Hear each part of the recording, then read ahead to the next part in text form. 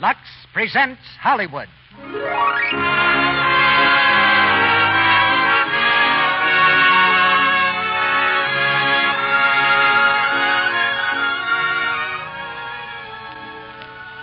The Lux Radio Theater brings you Irene Dunn and David Niven in The Sisters.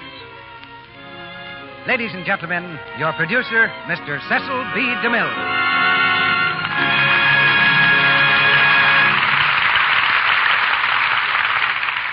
Greetings from Hollywood, ladies and gentlemen. Our play tonight, The Sisters, takes us back to a time when there were only 45 stars in the American flag. Flimsy airplanes and flickering motion pictures were the wonders of the age.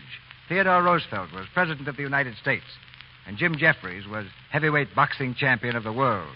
And laryngitis made you just as hoarse then as it does now. It was the day of hayrides, quilting bees, and torchlight parades, when the automobile was a horseless carriage, and nice young ladies either got married or taught school. Whichever they did, they seemed to age more rapidly than our more enlightened ladies of today. For today, women know more about ways and means of staying attractive, such as using our own Lux toilet soap, which helps to keep the modern woman young in appearance and young in heart. But even though the action of The Sisters takes place in the days before youth became an art, it's a very modern play. There are still artful dodgers of responsibility who remain plumed knights in the eyes of the girls who love them. And for such men, girls still sacrifice security and all that they've been brought up to, as Louise Elliott does for Frank Medlin in tonight's drama. The idea of co-starring Irene Dunn and David Niven was mine, but the choice of the play was theirs. Ordinarily, we schedule a play and then select the right stars. But this week, we had the stars, so we let them select the right play. And when the answer came back from both of them, the play was The Sisters. Of course, the manuscript of The Sisters did happen to be on top of the package of plays we'd sent them. And when you hear this play, I believe you'll understand what captured their imaginations so quickly. It was the same tense quality that made Myron Brinnig's story a best-selling novel and later a hit Warner Brothers picture. Let's go back now to the time when this love story begins. As the curtain rises on Act One of The Sisters, starring Irene Dunn as Louise and David Niven as Frank.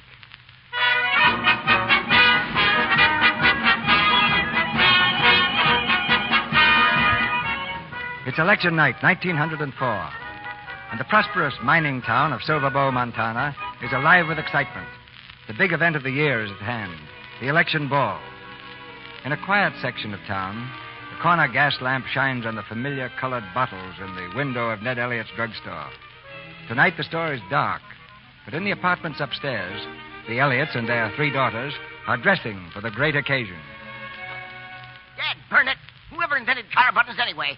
Get in there, you ornery pig-headed. Oh, dear. There's the night bell ringing in the store. Ned! Let it ring, Dad. Burn it. This stiff collar's driving me crazy. Ned, the bell. Call out the window and tell them the store's closed for the night. Oh, pay no attention. They'll go away. Daddy, the night bell's ringing. I'm dead. Ned, will you please go down and see who it is? Maybe somebody's sick. Ma, I'm stuck. Mother. Oh, dear, that's Helen again. I'll be right there, dear. Ned, answer the door. All right. I'm going to... Mother. Coming, Helen. Now, what's all the trouble? Oh, Mother, my dress is all caught and Grace is mussing me up. Grace, you're pulling my hair. Well, how else can I get the hook loose if you'll only stand still a minute? Girls, stop quarreling.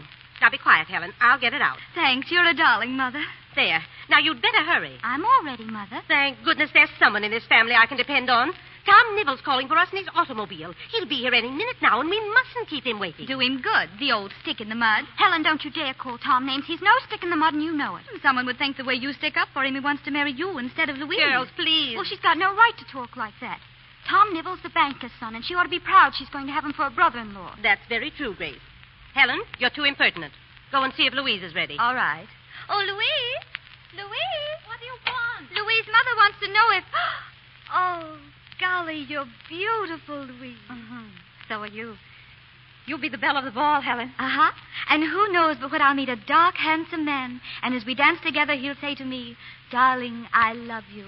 And I'll say, "Ah, Rudolph, you must forget me, for my parents will not allow me to marry a penniless artist." Mm-hmm. Well, I can't imagine you marrying a penniless artist. Why not? You like good things too well. Maybe I ought to marry Sam Johnson. Helen, he's got a daughter older than you are. Still, he's not at all bad looking, and he's got oodles of money. Oh, my, your flowers are pretty. Did Tom Nibble send them? Yes. When are you going to get married? Well, he hasn't asked me yet. Well, I wish he'd hurry up. Oh, not that I want you to leave, but the sooner you get married, the sooner one of us can have your room. I'm getting awfully sick of sleeping with Grace. Well, I'm sorry, but Tom won't be rushed. Louise, why do you want to marry that old stick in the mud anyhow? Tom is a nice young man. The girl who marries him will be a very lucky person. Maybe. Louise? I'm ready, Mother. Tom's coming. I can hear the automobile. Mother, Tom's coming. Please hurry. Grace, don't get so excited. Oh, come on, Mother. We can see him from the window. Come on, Louise. Land's sakes. Doesn't seem possible that thing can run by itself. Move over. Let me see. Oh, Helen, stop pushing. Oh, look at it. Maybe it'll explode. Oh, did you think you'd be able to stop it? Good work, Tom. Hello, folks. The chariot's raring to go. Had her up to 15 miles an hour coming down. For land's sakes. Will you keep that thing down to a common sense speed, Tom Nibble, or I'm not going to ride in it? I'll come down and let you in, Tom. You don't mind, do you, Louise? Why, of course not. Hey, Tom, get a horse. Helen, stop being so fresh. Ned, aren't you ready yet? Get your coat on now, or we'll all be late for the election ball.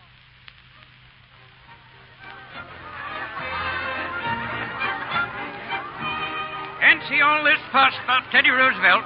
Big windbag, that's all he is. Oh, you reactionaries haven't got any vision. He'll be elected tonight. Now, you wait. Yeah, I'll wait, but my money's on Parker. Ladies and gentlemen, we've just received some more returns. Alabama, 1,208 for Parker, 29 for Roosevelt. Connecticut, Parker, 11,009. Roosevelt, 56,901. That's all now. We'll give you some more as soon as we're here. Gee, Helen, you certainly are beautiful tonight. Thank you, Bill. Everybody's looking at you. You know what, Helen? You're the belle of the ball. How nice of you. Oh, look, there's Mr. Johnson. Well, what of it? Is he so important? Bill, who's that man with him? The young fellow. I don't know. I never saw him before. He's handsome, isn't he? Yeah, I guess so. Say, Helen. Must be a stranger in town. Excuse me, will you, Bill? Hey, wait a minute. Where are you going? Well, here you are, Madeline. The elite of Silverbow gathered to dance in a new president. How do you like them? Nice people, Mr. Johnson. Yes, sir. The best in the world. Maybe I'd like them better if I had a drink. Hello, Mr. Johnson. Well, hello, Helen. Say, you sure are pretty tonight. Why, did you save me a dance? Oh, I couldn't, Mr. Johnson. They're all gone. Why didn't you come sooner? Couldn't. Big prize fight tonight on over in Silsby. Well, if a prize fight is more important. Oh, excuse me for butting in like that, Mr. Oh, sorry. This is Frank Medlin, Helen Elliott. How do you do, Mr. Medlin? Good evening. He's a newspaper man from San Francisco, Helen, and he likes prize fights better than dances and a good drink better than pretty girls. He's a dangerous man, so look out for him. Oh, how exciting. Are you here for any reason, Mr. Medlin? Do you always have a reason for what you do? Got her there, Madeline. This young one doesn't know what the word reason means. Come on, Helen. How about stealing this dance? All right. Excuse us, Madeline. I'll fix up some dances for you, Mr. Medlin. No, thanks. I don't dance. Excuse me, mister. Can you tell me where the bar is? What's that? The bar. You're in the woman's club, mister. Oh, yes, the women's club. Thanks. But if you really want to drink, mister, down those stairs on the other side of the dance floor, out that door, and just a turn to the left. Oh, thanks. You're a pal. I'll see you there in a few minutes. I haven't thanked you for the flowers, Tom. They're lovely. They are when you wear them, Louise. Hey. Sorry. Hey, what's the idea? You're not supposed to walk across the dance floor? My apologies. My mind was on the shortest distance between 2 points. Too bad you haven't got wings. Oh, please, Tom. I'm sure he didn't realize what he was doing. I assure you it was an unintentional but delightful encounter. Well, next time, look where you're going. Come on, Tom. Let's dance. Hey, mister, off the dance floor. Listen, who is that beautiful creature in blue just rounding the corner there? Her? Oh, that's one of the Elliott girls. Elliott? Louise Elliott. Oh, not a sister of the little one dancing with Sam Johnson. Yeah, that's right. Oh, thanks very much. Gee, you sure dance elegantly, Louise. Oh, thank you, Tom. Louise, maybe this isn't the right place, but, well, it kind of seems like the right time to ask you if... If what, Tom? Well, what I mean is, I've been meaning to ask Hello, you... remember me? Say, what do you mean? Excuse me, Miss Elliott. Your sister said I should introduce myself. Oh, did she? Yes, hello. Hello. Louise, we're in the middle of a dance. Now, that's just the point. Look, You're an honest, respectable citizen with a heart of gold. I'm just a lonely soul who'll soon be vanishing into eternal darkness. Give me one bright memory to carry me off with me, will you? Let me dance with this lovely lady. You will? I knew you would. Thanks very much. Hey, listen, come back here. Goodness. Do you always take the shortest distance between 2 points? Always, if the end is desirable enough. So my sister said you should introduce yourself. Mm-hmm. Your sister is very beautiful, Miss Elliot. Yes, she is. You're more beautiful. Oh. Mind you, I've seen plenty of beautiful women all over the world. The most beautiful women I know are the Turkish women. Their faces are covered, so I use my imagination. Well, I'm afraid I don't understand. You don't right now because you're a little bewildered. But ordinarily, you understand everything. Let's find a place where I can explain what I mean. Well, I really don't think I should. Then don't think. Look, I could get us some supper, and we could have it outside somewhere, out of this jam. Oh, no, I'm afraid... No, please, I'm a harmless person, honest. Yes, I think you are.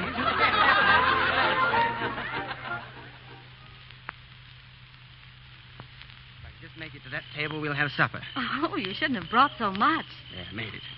Terrain, votai, truffea, ashar, votai, gratine, noi, œuf à la pompadour, champagne, cordon rouge, 1897 for mademoiselle. Oh, it sounds very impressive and mysterious. In other words, hard-boiled eggs and drinks. Mademoiselle, I offer a toast to Silver Bow for harboring unsuspected beauty. Oh. Oh, what's that? Oh, fruit punch. Oh, it's awful stuff. You'd like it better if it were actually champagne, wouldn't you? I'd like it best if it was straight bourbon. Well, we haven't either, so let's go back to imagination and Turkish women. You know, I imagined a face like yours behind every veil. Oh, what an unusually clever compliment. Oh, I'm not clever. I'm really very stupid. I have no ambition. I never know what I want. I'm simply an incurable newspaper tramp who's never been known to stay in one place as soon as he had enough money to go someplace else. Well, what are you looking for? Something I haven't seen yet. There's always something new beyond the horizon. Would you like to hear the story of my life? No, I think it's a very exciting, though completely pointless story. It might serve as a warning to you.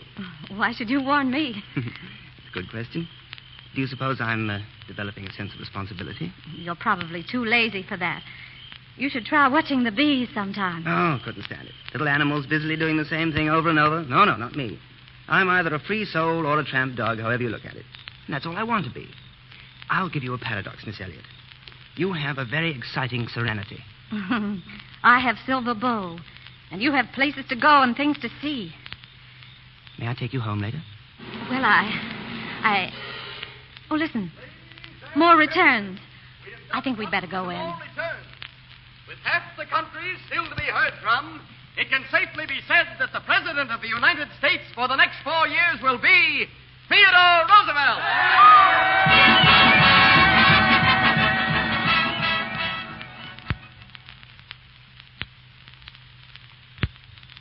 Roosevelt's showing us the way in government, and this fellow Theodore Dreiser is doing it in literature. America's growing up. My book is going to tell about the growing pains. Oh, it sounds terribly exciting. How far have you gotten? Oh, you can't just plunge into a book like that. You had to think about it a long time. Oh, I see. Well, here's where I live. Thank you for bringing me home, Mr... Why, I don't even know your name. Medlin. Frank Medlin. Oh. Good night, Mr. Medlin. Good night, Miss Elliot. You've done a very terrible thing to me, Miss Elliot. I was quite comfortable with my unwritten novel. It gave me a sense of importance to think of it when I had nothing else to do.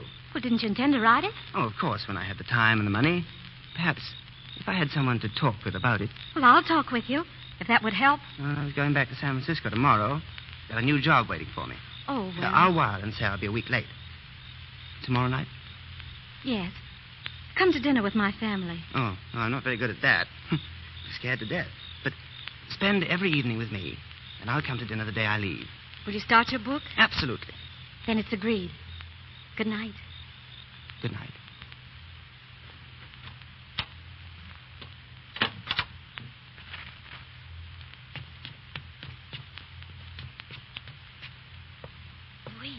Louise.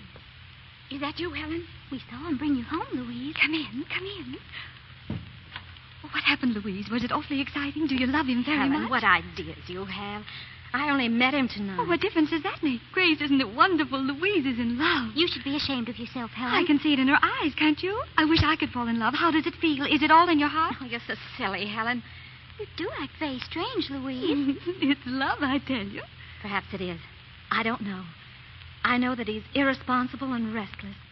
I know that he hasn't the kind of ambition we've been taught to expect in a man, but he makes me feel alive, as if I were born for something else besides marrying Tom Neville and gradually dying in Silver Bow. I know just how you feel.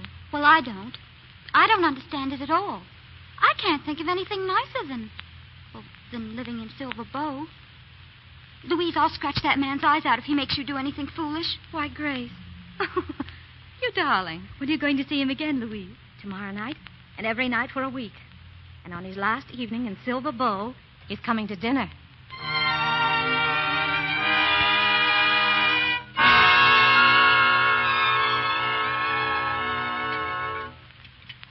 Have some more roast beef, Mr. Medlin?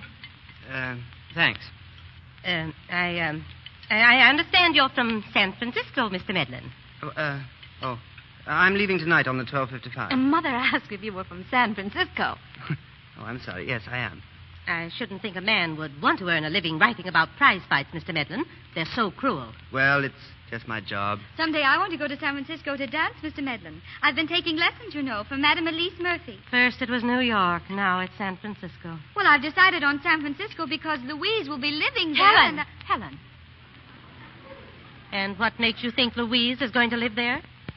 Is there anything your father and I should know about Louise? I know. I can't imagine why Helen should have said that. I think Miss Helen meant she would come and stay with Louise and myself when we're married. What? All the nonsense. Why, Frank, you haven't even proposed to me yet.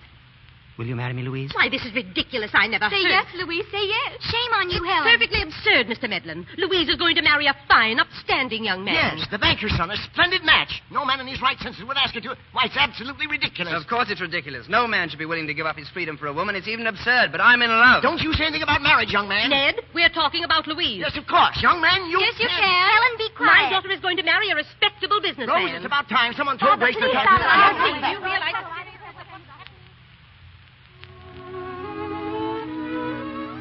Frank, please don't go. Oh, I'm sorry, Louise, but I've got to. It was all very beautiful and very hopeless. And I do love you. I'll always love you. Frank, I can't have you running off like this. Oh, it's hopeless, Louise. I have no right to love you. It's not fair. But I love you, Frank. Oh, you say it very simply, without emotion, without heroics, as if it were an irrefutable fact. Yes, it is. Then come to San Francisco with me tonight. Oh, darling, I'll arrange for a licensed minister, everything. We could be married by the time the train pulls out. Tell your family. Oh, no. No, I'd rather not tell them. I think I'll need all the courage I have to marry you. Yes. I guess you will.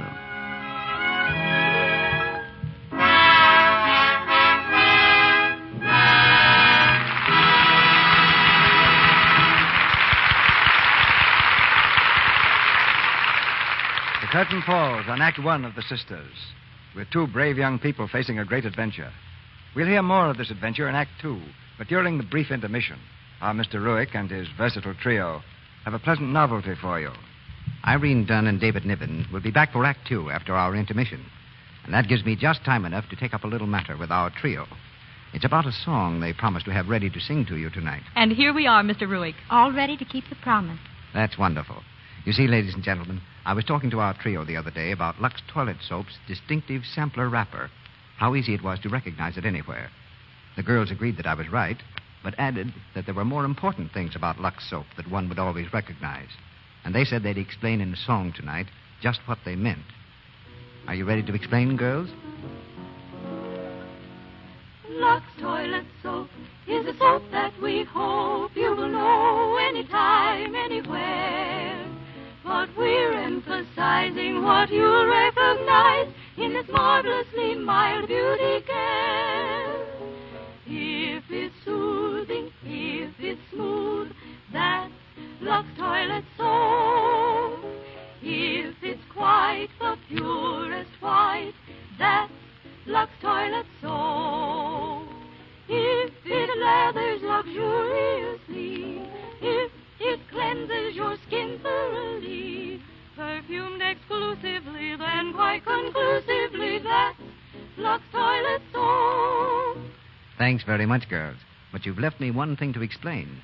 Why it is that Lux Toilet Soap cleanses your skin so thoroughly. This is the reason.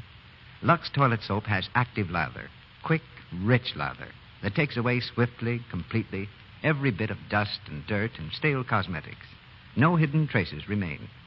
Lux toilet soap really helps you keep your complexion soft and smooth. It doesn't matter how much you use cosmetics.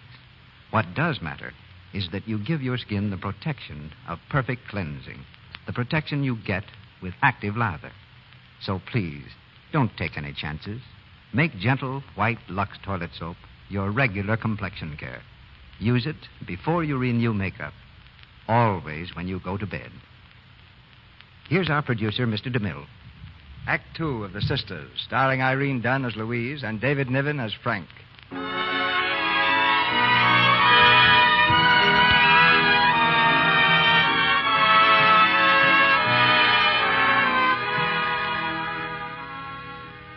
Six months have passed since Louise left Silver Bow on a midnight train as Mrs. Frank Medlin.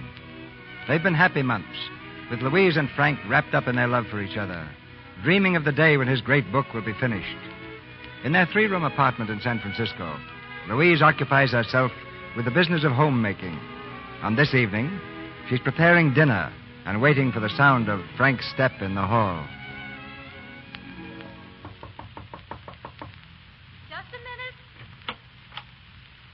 Oh, say, dearie, I hate to bother you, but I wonder if you could spare me a little butter. I've been called to Oakland to see my mother. She took sick, and I was just going to have a bite before I go when I see there ain't a speck of butter in the icebox. Why, yes, of course. Come in, won't you? Thanks, dearie. I'm Flora Gibbon. I've been meaning to come over and introduce myself, being as I live just across the hall, but I've been so busy seeing my mother and all. Yes, a sick mother's always a responsibility. There, will that be enough butter? Oh, plenty, thanks. My, your dinner smells good. Your husband must be coming home, huh? Yes, any minute now. Well, I gotta be going. Being your neighbor, I can't help but notice your husband works nights a lot. Yes, he's a newspaper man. He has to cover a story whenever it breaks. Oh, now, ain't that exciting? A newspaper man right across the hall. Oh, I guess that's him coming now. Well, thanks for the butter, and don't take any wooden nickels. Oh, how do you do, Mr. Medlin? Hello. How are you, darling? Hello, Frank. Dinner almost ready? Yes, darling, almost. Oh, good. I'm starving. Anything exciting happened today? Yes, got a letter from Helen. Seems the Grace has done such a good job of curing Tom Neville's broken heart that the family are now waiting breathlessly for him to propose. Yeah? Well, at least she won't have to live on $25 a week. Well, we're managing. I'm happy. Oh, come here. I'm jealous of anyone who has more than you. I have you. I only want you. If that's all I get, it's enough. You're not from Silver Bow, Louise. You're from the earth. The good, rich earth that brings its own beauty with it. I married you from my heart, not my head. Oh, dear, something's boiling over. Close the window, will you, Frank? It's freezing. Oh, I can't. The place still reeks of that woman across the hall. Oh, now, don't say that. She may be cheap and loud, but at least it's nice to have someone stop in once in a while. Do you realize she's the first person I've met in all the months we've been in San Francisco? Oh, I never thought of that. We'll have to get out more. How about tonight? No, you're working on your book tonight. Oh, but I've worked on it every free night I've had. I know, and you're going to keep right on. It'll be worth a little loneliness to have people point me out as the wife of the famous author, Frank Medlin. Oh, a man can't keep his nose to the grindstone all the time. Frank, you know, you look just like a baby when you pout. Oh, you're a slave driver, Mrs. Medlin. I adore you, but you're a slave driver.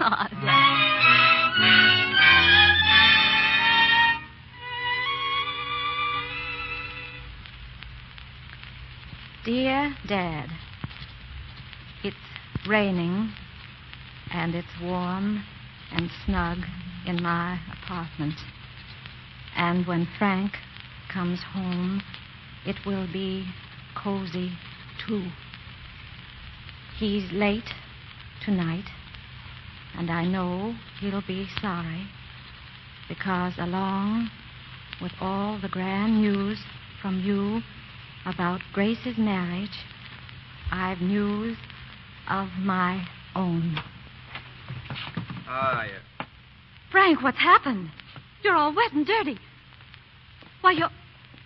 Oh, Frank. It's disgraceful. Give me your coat. It's soaked. Started to go to sleep in a nice, comfortable gutter where there's no rent to pay, no novels to write, nothing. Then I remembered I was a man of responsibilities, so I came home. Man of responsibilities, that's me. Well, what's the matter? What are you looking at me like that for? Wet feet. Get the floor wet. Take 'em off. Come on, sit up. I'll do it. No, I won't allow my wife to take any man's shoes off. Degrading is what it is. Please, Frank. Degrading. Darling, husband is degrading. Kind of husband makes everyone feel sorry for his wife. Please. I know. Don't say it. Oh. Sometimes a man goes from wanting nothing to wanting too much. He should do it gradually or he gets all mixed up. I'm going to bed. Don't touch me. I don't need any help. I know he'll be sorry, because with all the grand news from you about Grace's marriage, I've news of my own. I'm going to have a baby.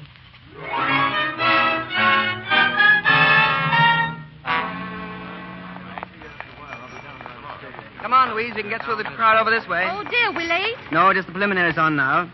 Sure you don't want to change your mind, honey? No, I've always wanted to see a prize fight. Liar. But I love you, darling, even if you won't trust me out of your sight. Come on, let's go in.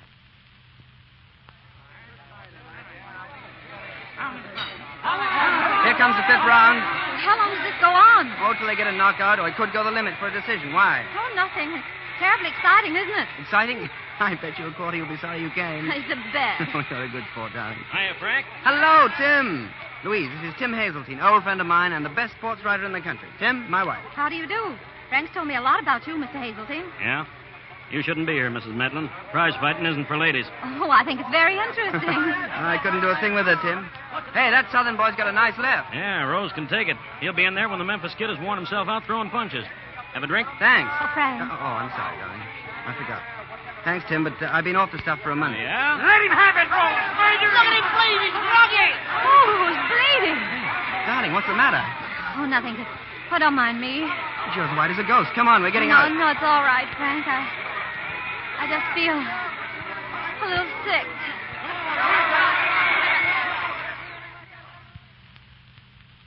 Yeah, darling, drink some water. Oh, I'm sorry, dear. Oh, don't be. I'm proud of you for getting sick. Now, I'm going to take you home. Oh, no, Frank. No, you get back in there and take care of your job. I'll get home alone. I said I was going to Now, take... please. I want you to write the best fight story you've ever written in your life. Something people will talk about. We can't take any chances now. What's all the emergency about? Frank, I'm going to have a baby. Louise, darling. No, don't darling me. Be a good reporter. Write a good story. It's a miracle. I'm going to be a father. Frank, Me. look, I don't feel very well. I want to go home, but I won't go until I know you're in there covering that fight. All right, I'll go. And don't worry, darling. Everything's going to be fine. So long, Mother. Goodbye, darling. I'll see you. Oh. Hey, what's the matter with her? She fainted. Get a doctor, somebody. What do you think, Doctor? How is she? Perhaps too much strain, Mr. Medler, both physical and mental. Too many emotional upsets. There are many contributing factors. But will she be all right, Doctor? Certainly. And the baby? Not this time. Suppose you go in and talk to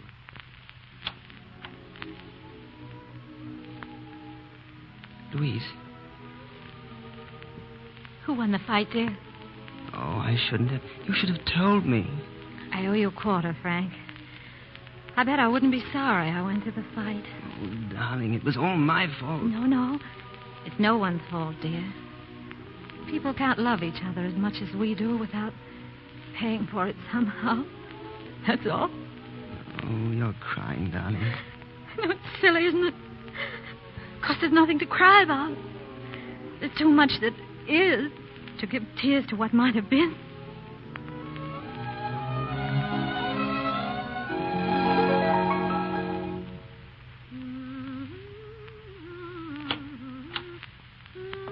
Hello, honey. Why, Frank, what are you doing home so early? It's only 4:00. Well, I got my story out and thought I'd take it easy for a change. Oh, what's this? Letter from home? Yes, what do you think? Helen's going to marry Sam Johnson. He's taking her to Europe, and then they're going to live in New York when they get back. Well, that's fine. Now, both your sisters are sitting pretty. A banker and a millionaire. That's great. What's wrong, darling? Nothing, except the old man gave me an unexpected Christmas present, that's all. Yes? He fired me. Why? Because I asked him for a raise. There was something else. You fought. Say, where does he come off telling me I drink too much? He kills a quart of whiskey a day himself right there in the office. I see. Oh, I'm sorry, darling. I lost my temper and acted like a fool. Don't worry, I'll get another job. Plenty of jobs for good sports writers. Of course. In the meantime, I'm going to take a job myself, Frank. Job? What kind of a job? In a department store, a secretary. I'd rather you forgot it. Well, I'm sorry, Frank. I can't forget it. If I can help, I'm going to. If we can't be partners in everything, what sense is there to marriage? Well, I'll not have my wife slaving away in a department store all day. Well, I'd rather do that than worry about unpaid bills, money for rent, food. That's right. Throw it up to me. I can't make enough to support my wife properly. No, it isn't that, Frank. No, if it hadn't been for the baby... Oh, I suppose that was my fault, too. Oh, Frank. All right, well, go to work if you want to, but I won't hang around, I can tell you that. Everything will be different between us. Now, make up your mind. Are you going to take that job? I've got to. I can't live anymore in a house full of bills. All right. Where are you going? I'm going out. Do you mind, or would you like to keep me on a leash? Oh, Frank. Merry Christmas.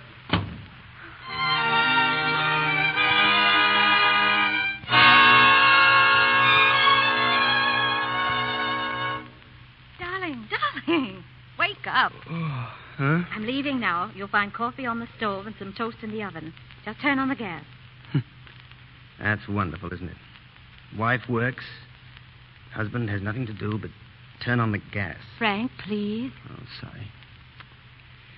Will you be home for dinner tonight? I don't know. We're still taking inventory at the store. Which means you'll probably have dinner with Mr. Benson. And Mr. Benson is very considerate when he keeps me late. I'd be, too, if I had a secretary as beautiful as you. I happen to be your wife, Frank. Oh, I'm sorry. Darling, I love you. I love your face, the way you walk, talk, think. Everything about you, and it's killing me. I'm a no good tramp, Louise. I had a job, and I fell down on it. I can't write. You can write. You must. Oh, there's a kind of quiet assurance about you that bewilders me. I've never been sure of anything, except that the next job was more exciting than the one I happened to have. Well, you warned me, dear. Yes, I thought I was very clever. If worst comes to worst, I said to myself, she can't say I didn't warn her. Well, then forget you warned me. Pretend you made a bargain you've got to live up to. Oh, I wish I could, but I can't. Frank, I'm going to quit my job. From now on, I'm going to depend on you. If you starve, I starve. If you die, I die. That's a great sacrifice to make for a man. No, I'm being completely selfish. I love you. I want to keep you. But I want you to be the strong one, not I. Oh, and you can be, dear. I know it's in you. Look, it's your fight now, if you love me. If I love you. If I love you.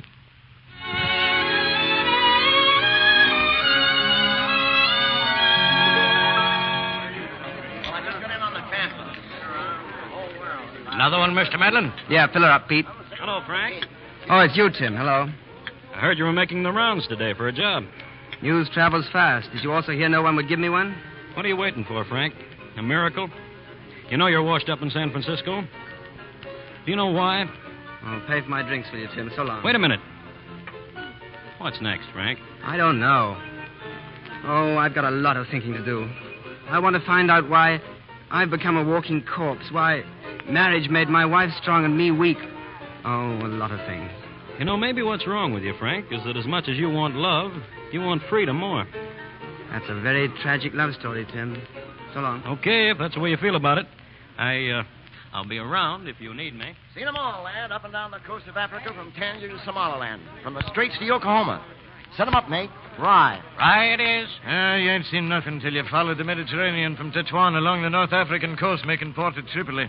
And then through the Suez Canal down the Red Sea to Djibouti. Hot, stinking holes, every one of them. Yeah. Me for the North Atlantic. Hey, you fellas, you happen to know of any ship sailing tonight? Huh? Well, the Piranha sails tonight. She's a tramp freighter heading for Singapore first. No telling where next. She's a rusty tub, mate, and the skipper's a man killer. If I was you... Thanks. Thanks very much. Look at him beat it. That guy must be awful anxious.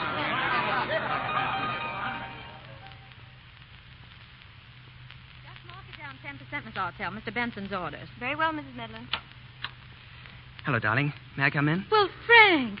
That's all, Miss Artell. Well, you finally came up to see my office. It never seemed quite opportune before, but I had a funny feeling I couldn't last a day unless I saw you. Well, that's all. So long. Well, aren't you going to kiss me? Well, someone might do. Oh, darling, who cares?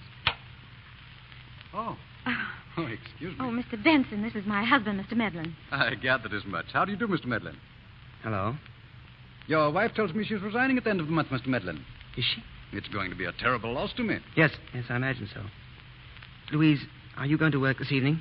Well, we haven't quite finished. Oh, but if there's something important... No, there's nothing. I was just wondering because I'm going to start working tonight. The best job I ever had. Well, Frank, how wonderful. On what paper? Well, you'll know all about it when you get home. Benson, are you taking my wife to dinner tonight? Well, not if you have any objection. No, it's quite all right. I just want to ask you to take her to an especially fancy dinner. Get her some champagne. Be very gay. Why, Frank, It's all right, darling. It'll be kind of a farewell dinner, you know. Well, goodbye. You'll be home early. Remember, Benson, champagne.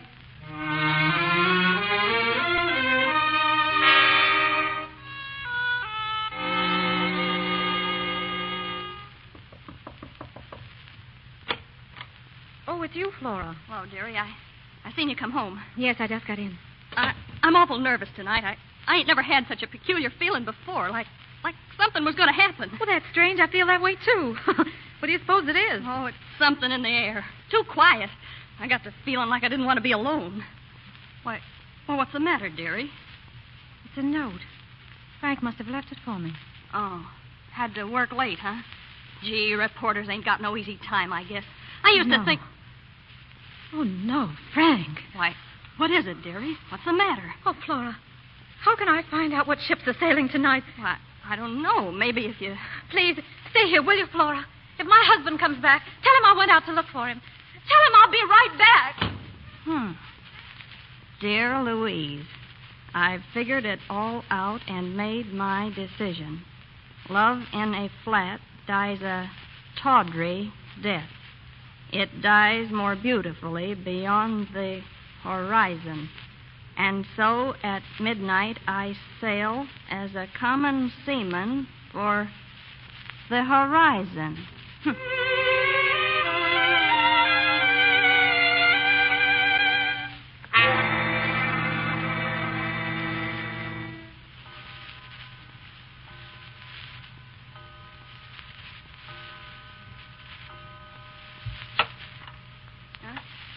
Who's there? It's all right, Flora. Oh, it's you, dearie. I must have dozed off for a minute. Gee, you look all in. Did you find him? No. I finally heard about a freighter, but I got there too late. Oh, gee, that's tough. Where you been all night? Walking. All this time? Why, it's after 5. Gosh, I've been worried about you. Been going crazy here all by myself. I swear I never felt so jumpy in all my life. He'll come back. He isn't strong, you know. He's not on a ship. He's drunk in some barroom. He'll come back. All I have to do is wait. Sure. You try and get some rest now, honey. Good Lord, what happened? I don't know.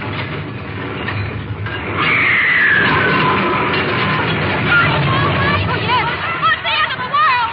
The end of the world. An earthquake. We gotta get out of here. The whole wall fell out. Oh, no, I've got to wait for Frank. Oh, there ain't no time. Come on. Well, I'll wait as long as I can. But you'll be killed. I tell you, get out of here. I know. I've got to stay. Get the whole family out of here, I tell you, the whole family.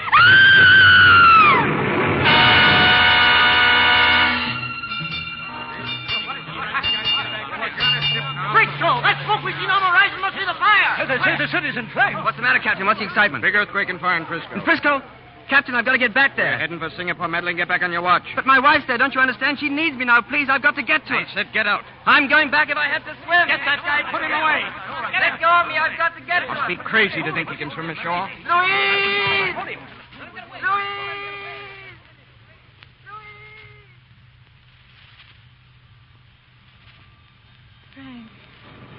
Frank, where are you? Frank.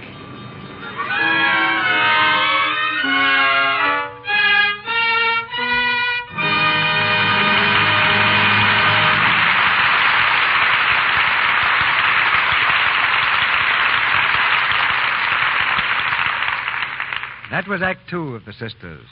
Our love story reaches a dramatic climax in Act 3, which we hear in a moment. But in the intermission, while we're waiting for the return of Irene Dunn and David Niven in our play, a colleague of ours whom you all know, has something pertinent to say about the relative value of minutes. Did you ever know a woman who was so eager to gain time for sleep that she stole it like this? Gosh, am I tired tonight. I'm going straight to bed. No time out for even washing my face. I'm 1 minute. I'm another. This makes 3 of us. All it would have taken to give her skin the protection of Lux toilet soap care. Yes, 3 little minutes. That's all it takes every night to give your skin gentle, active lather care with Lux toilet soap. Just 3 little minutes for care that's really important to your good looks. What could be more foolish than to neglect this care? Run the risk of spoiling the soft, smooth beauty of your skin. The gentle, active lather of Lux soap does a thorough cleansing job. It removes every trace of stale cosmetics, dust, and dirt that might remain to choke the pores. You know, choked pores are the cause of unattractive cosmetic skin. Those little blemishes that are so annoying. The enlarged pores that spoil the texture of your skin. You can use cosmetics all you wish. Lux Soap's active lather gives you the protection of perfect cleansing. Protects your skin. It's mild and gentle. Good for your complexion. That's why 9 out of 10 screen stars use it. Your skin needs the protection that thorough active lather cleansing can give. Needs it regularly, every day. So use Lux Soap every night before you go to bed. Make the few minutes you spend on bedtime beauty care for your complexion count. Start your Lux Soap beauty care tonight, won't you? We pause now for station identification. This is the Columbia Broadcasting System.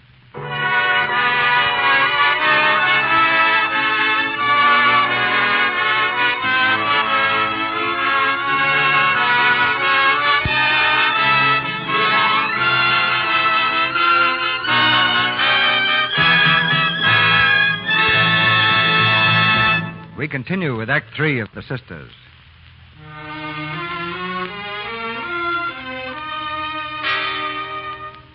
It's been 2 years since that tragic April night when San Francisco lay in ruins and Louise's life seemed as shattered as the city. In all this time, there's been no word from Frank. But as the new San Francisco rises about her, Louise has found a secondary happiness in her work. And now she's an important figure in the Benson store. Mrs. Medlin, may I have the approved sale prices? Here they are. Thank you. I checked on that train, Mrs. Medlin. It leaves at 2:45. Yes, I know. Oh, will you take a telegram, please? Yes, ma'am. To Mrs. Thomas Nivell, Silver Bowl, Montana. Leaving 2:45. Be with you tomorrow. Delighted to hear Helen coming, too. May I be godmother. Love, Louise. I'll get it off right away, Mrs. Medlin. Thanks. I'll say goodbye to Mr. Benson. Come in. I just wanted to say goodbye. Oh, so I'm going to lose you, Louise. Oh, it's only for a week or two, William. It's too long. How will the store run without you? Very well, I'm sure. Helen's going to be there, too. I just got word. All reserves to the front, eh? You Elliots are a clannish bunch. Always have been. Oh, I think it's great. But you know, it makes an outsider feel lonesome. I suppose Tom wants a boy. I suppose so. But I guess Grace won't care which it is, just so long as it arrives safely. Yes, I guess that's right. Louise, you won't be staying more than a week, will you? No, why? Because when you come back, I want to have a talk with you. I want to ask you a very serious question. What is it, William? When you get back. Very well. Goodbye, William. Goodbye, Louise.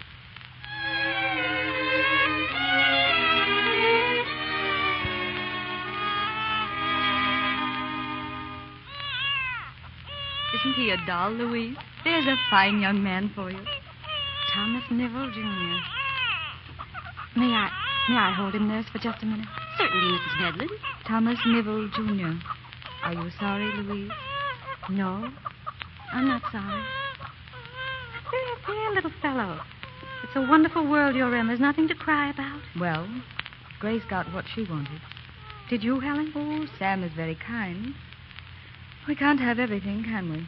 No, we make our choice. You may go into Mrs. Nibble now. She's waiting for you. Come along, young man. Bedtime. Come on, Louise. Well, how's the proud mother? Just fine. Oh, I'm so happy for you, Grace. So am I, darling. You were sweet to come, both of you. We three after all this time.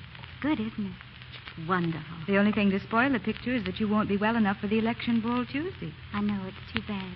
Oh, but what do I care about elections when I've just got a president of my own?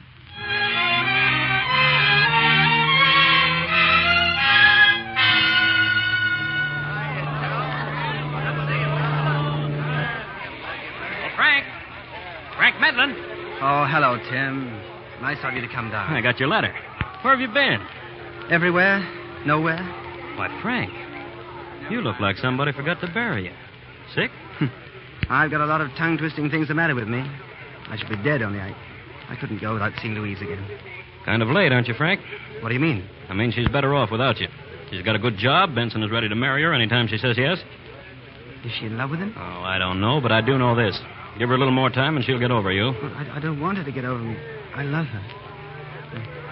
Want to come along with me now? Why, where are you going? To Benson's. Yeah, sure. I'll get a cab.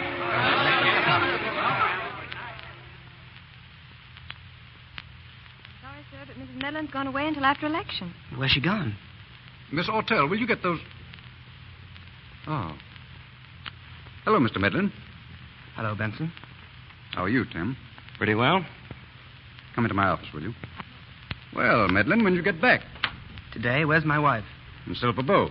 Thanks. Wait a minute. You're not going to Silver Bowl? Get out of my way, Tim. You're going to stay away from her if I have to Tim. take... Don't. You can't keep him from going to her. Don't you understand he's got to go for Louise's sake as well as his own? There mustn't be any more uncertainty, Tim, any more waiting. If they belong together, let them be together. If they don't, well, let them know it. We'll know very soon. Miss Ortell, come here, please. Yes, sir? Call my house and tell them to pack a bag. I'm leaving tonight for Silver Bow.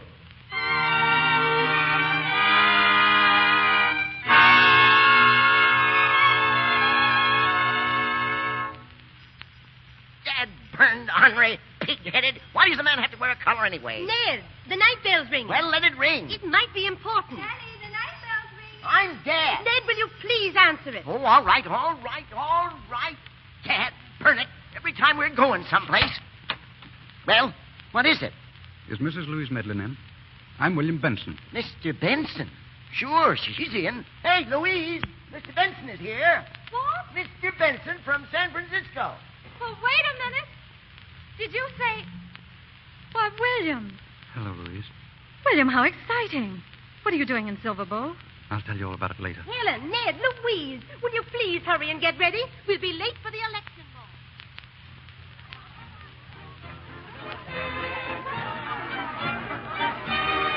I tell you, it's a Brian landslide. Who is this fella Taft, anyway? Who is he? You'll find out who he is when the returns start coming in. All right. But I'm betting my money on Mr. Brian. 4 years ago, Tim, it was just the same then. Time has turned a somersault. Yeah? There she is. Tim, she's more beautiful than ever. That's Benson with her, Frank. Benson? Take it easy. Tim, bring her out here, will you? Huh? Okay. Oh, wait. Honey, I'm afraid all of a sudden. Yeah, I know. Maybe, Tim, maybe you should talk with her first, kind of prepare her. Well, sure. I'll be right back. Now you can tell me, William, why you came? You'll know soon, Louise. And if I was wrong, I leave as quickly as I came. What is it, William? Something wrong? No. But there is. Oh, Louise. Tim, how did you get here? Could I see you for a few minutes, please? Well, Go ahead, Louise. I'll wait. Come on outside, Louise.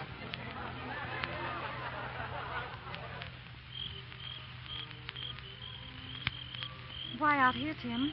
Because I wanted to talk to you about Frank. You first met here, didn't you? Yes. Yes, it's the first time we ever talked together. We talked about Turkish women and newspaper tramps. They were so young and silly. It was only 4 years ago. 4 centuries ago, Tim. But you still love him. I'll always love him. And what would you do if he came back?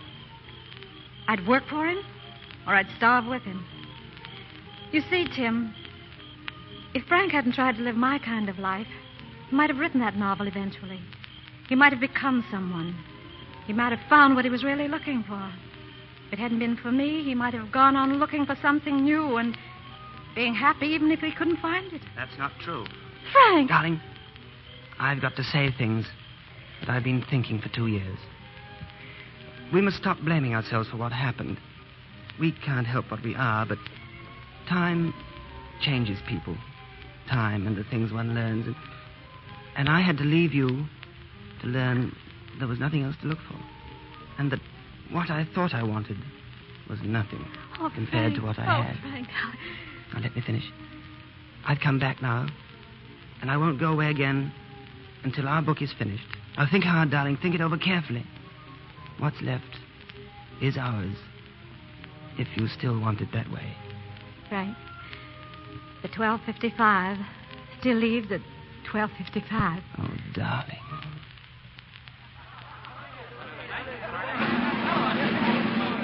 Ladies and gentlemen, the latest returns to come in give Taft a substantial lead. It looks very much like William Howard Taft will be our next president. Why, here comes Louise now, Mr. Benson. Doesn't she look strange? Yes. Well, I think I'd better leave. But, Mr. Benson, what... Louise? Louise? Oh, Helen. Helen, I want to see William. But he's gone. He's just left. Gone? Then he knows? Louise, you look so strange. Like you're in love. Mm-hmm. It's the same love, Helen. And it's come back to me.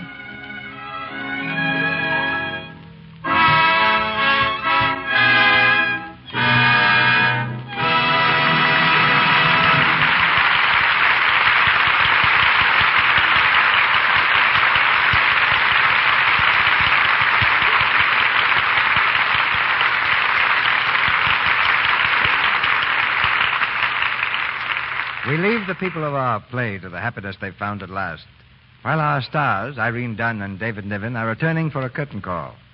And it's been too long, I might add, since either of them has taken a curtain call here. Well, I hope it won't be so long again. It won't be if I have anything to do with it. You know, I'm puzzled why no one has ever teamed you two on the screen. Well, who knows? Perhaps you've started something.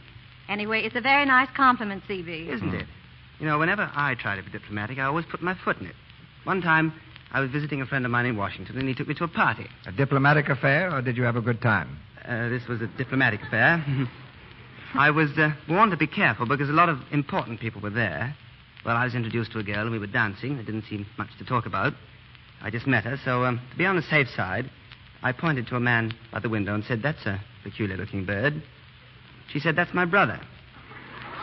But I was much smarter than that. I said, "Oh, no, not that one. I mean the rather stupid-looking one sitting down." She said, "That's my father, and I'm glad my grandfather isn't here." Just then, we danced into rather an elderly couple, and the girl said... And the girl said, "May I present my grandfather?" Well, you weren't there, were you? No. Oh, it's amazing. How do you suppose she knew that, Mr. DeMille? That's a phenomenon. That's always baffled science, David. Woman's intuition. They even play golf by it. Tell me, Irene, how is your golf? Oh, I gave it up. Never heard of a golfer who gave it up. My mere masculine intuition tells me we're in for a jolt. Why did you give it up, Irene? Oh, the whole thing's too easy. I got disgusted after I made the second hole-in-one, so I took up swimming. Just like a woman to take a hole-in-one for granted. Oh, women always take the best of things for granted. Lux soap, for instance. Most women take it as a matter of course because it's such a dependable help to a good complexion. I've used it for years, but I only remember how good it is when I don't have any. By the way, C.B., what do you have scheduled for the Lux Theater next week? Next Monday night, we're going to have Douglas Fairbanks Jr., Francis D., and Sir Cedric Hardwicke in If I Were King. It's a rousing romantic drama of the vagabond poet who suddenly found himself king of France. The poet was Francois Villon, and he found that the king business wasn't everything he'd expected it to be. An excellent choice on your part, C.B. I know everyone will like it. Good night. So long, Mr. DeMille. Good night. And if I were king, I'd command a return performance from both of you very soon.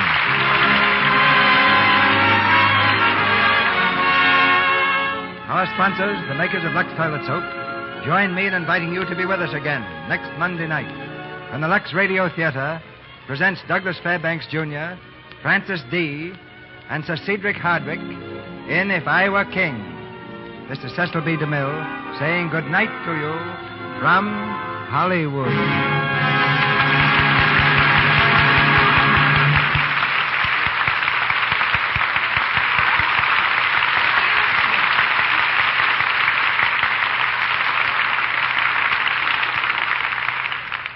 This is Melville Ruick, asking you to be sure to listen to the Lux daytime radio program, The Life and Love of Dr. Searson. This human and gripping story of a young, attractive woman doctor is brought to you every afternoon, Monday through Friday. For the time and station, see your newspaper. The Life and Love of Dr. Searson comes to you in addition to the Lux Radio Theater. Heard in tonight's play were Gavin Gordon as Mr. Benson, Florence Baker as Grace, Kathleen Fitz as Helen, Forrest Taylor as Ned, Verna Felton as Rose Elliott, Ted Bliss as Tom Nibble, Stanley Farrar as Sam Johnson, Celeste Rush as Flora, Lou Merrill as Tim, Griff Barnett as Doctor, Chester Clute as Bartender, Frank Nelson as Election Announcer, James Eagles as Bill, Jean Vanderpyle as Miss Ortell, and Ethel Sykes as Nurse.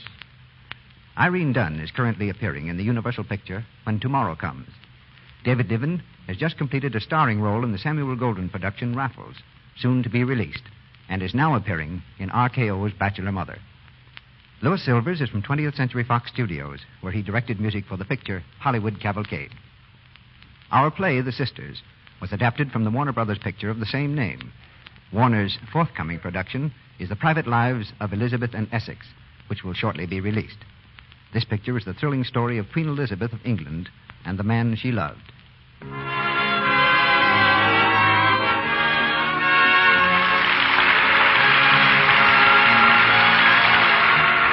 Join us again next Monday night in the Lux Radio Theater. Be part of the large audience that gathers each week from coast to coast to enjoy an hour of dramatic entertainment presented by famous Hollywood stars. This is Melville Ruick bidding you good night on behalf of our guests, our cast, and the Lux Radio Theater. This is the Columbia Broadcasting System.